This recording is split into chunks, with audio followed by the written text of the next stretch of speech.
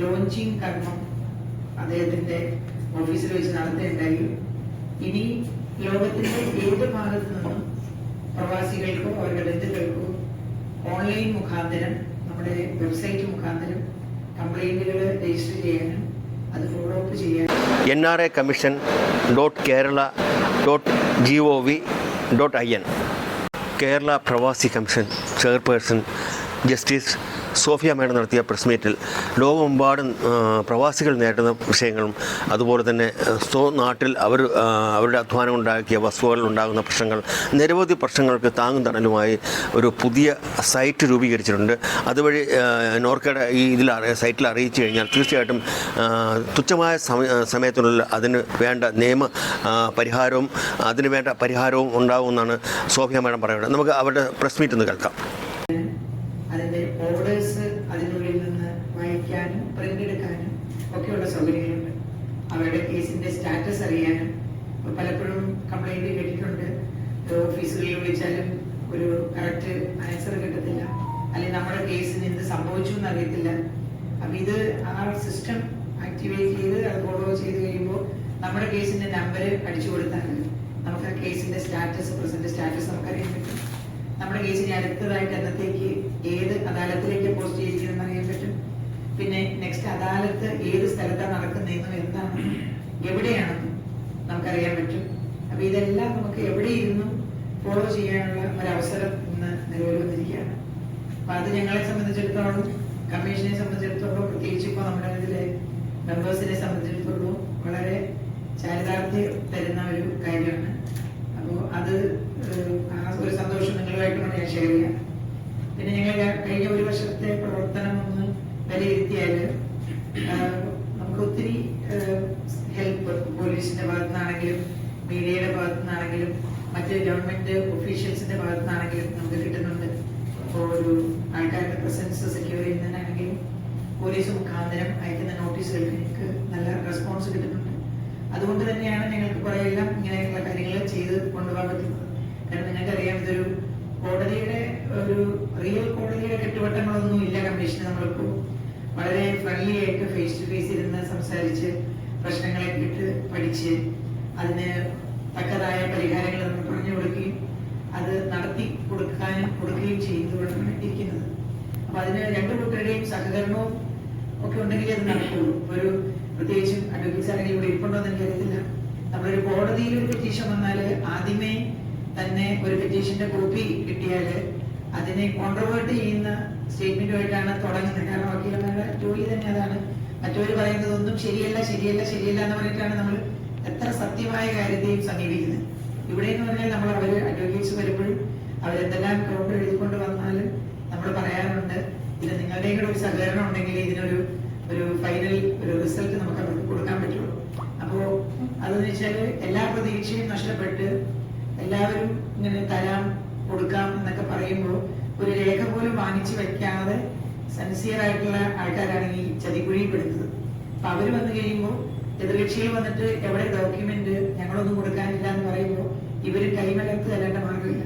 അത് 10 വർഷം 15 വർഷം 20 വർഷമൊക്കെ ആൾക്കാരെ വാക്കാൽ പിടിച്ച് നിർത്തിയിട്ട് നടക്കാതെ വരുമ്പോഴാണ് അവർ നമ്മുടെ അടുത്ത് വരുന്നത്. അപ്പൊ ഒരു നീതിന്യായ കോടതിയെ സമീപിക്കാനോ നിയമപരമായ ഒരു നടപടിയിലേക്ക് പോകാനോ ഇവർക്ക് അവസരമില്ലാത്ത സമയത്താണ് കമ്മീഷനിലെ പെറ്റീഷൻ കൊണ്ടുവരുന്നത്. അപ്പോൾ നമ്മളിങ്ങനെ ഈ നിയമത്തിന്റെ ചട്ടവട്ടങ്ങളോ അല്ലെങ്കിൽ സമയക്രമങ്ങളോ ഒക്കെ നോക്കിയാൽ ഇതിനകത്തൊന്നും ചെയ്യാൻ പറ്റില്ല.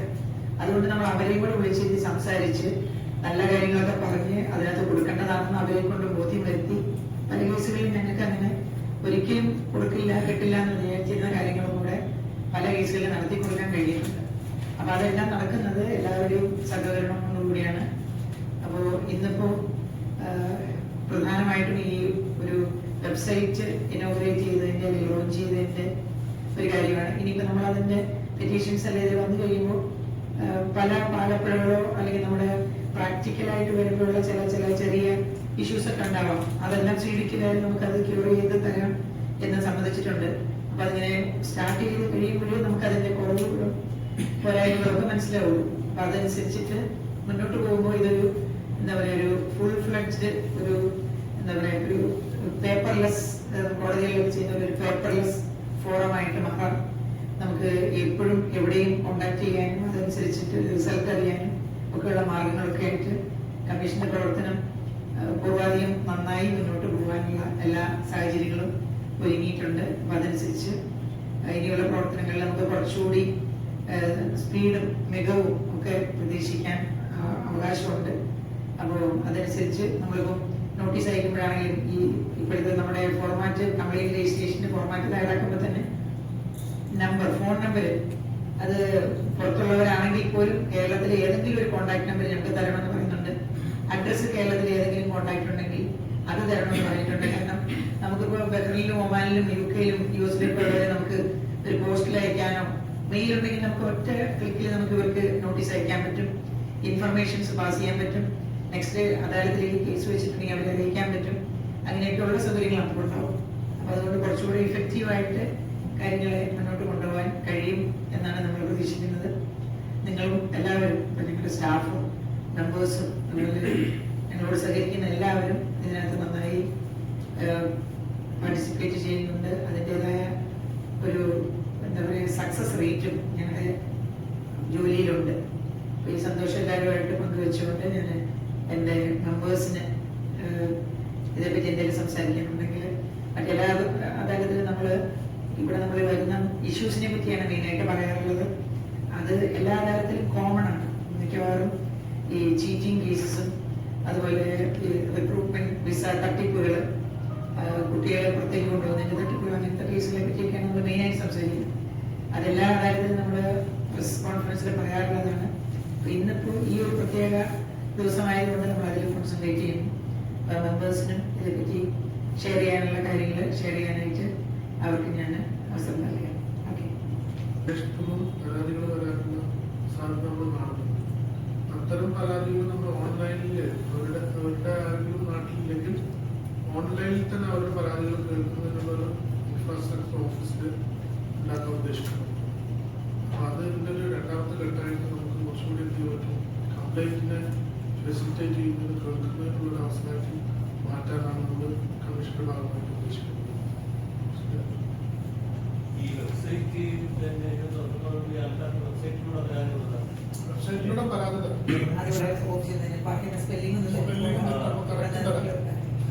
ഒരാൾക്ക് ഇപ്പൊ എന്റെ അമ്മ തന്നെ വീട്ടിലുള്ളൂ, എന്റെ അമ്മയെ അടുത്ത വീട്ടിൽ അവൻ പേടിപ്പിക്കുന്നു, അല്ലെങ്കിൽ എന്റെ പ്രോപ്പർട്ടിയിലേക്ക് അതിൽ മന്തി വരുന്നു, അല്ലെങ്കിൽ ഒരു വേലി പൊളിക്കുന്നു എന്ന് പറഞ്ഞാൽ പോലും അവിടെ ഇരുന്ന് മകനോ മകൾക്കോ കമ്മീഷനിൽ പരാതി കൊടുക്കും.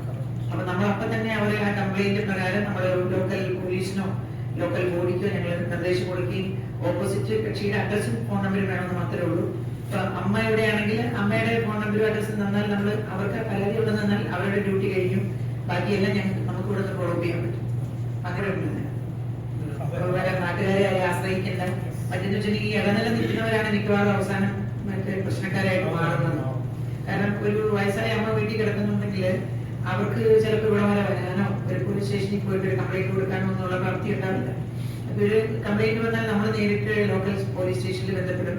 അവർക്ക് വേണ്ട ഹെൽപ്പ് എന്താണെന്ന് വെച്ചാൽ അവർ ചെയ്തോളും.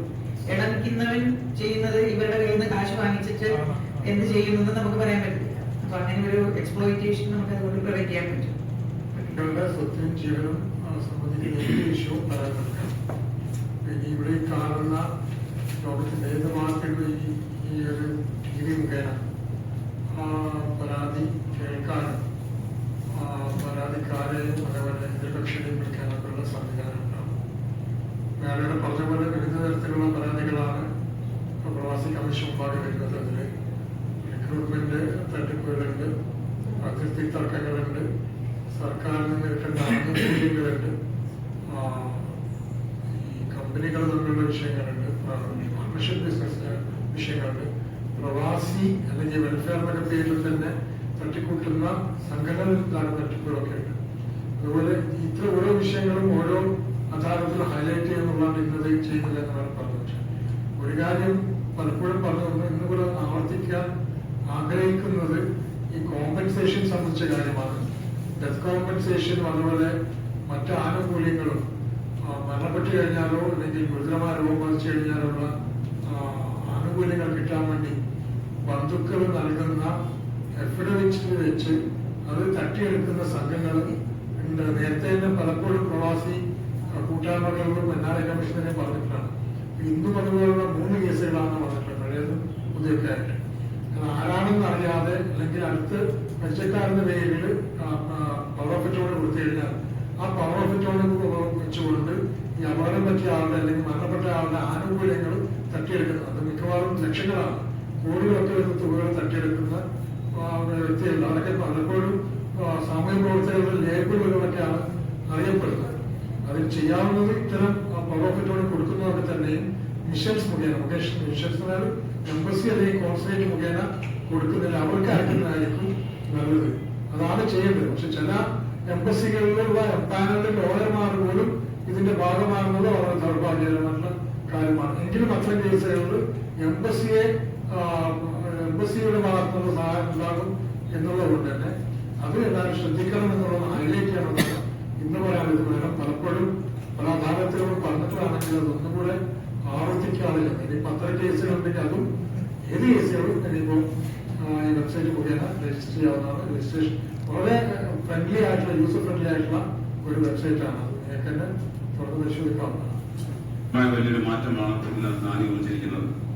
അതിൽ ഏറ്റവും ഹൈലൈറ്റ് ചെയ്യപ്പെടേണ്ട പോയിന്റ് എന്ന് പറയുന്നത് പ്രവാസ ലോകത്ത് നിങ്ങളുടെ ജീവിതം നിങ്ങളുടെ വിരൽത്തുമ്പിൽ അതിനുള്ള പരിഹാരം എന്നുള്ളതാണ്. ഒരുപക്ഷെ നിങ്ങൾ ഏത് ലോകത്ത് എവിടെ ഇരുന്നാലും നിങ്ങളുടെ പ്രശ്നങ്ങൾ നിങ്ങൾക്കറിയാം, ചീറ്റ് ചെയ്യപ്പെട്ട രീതിയിൽ അറിയാം.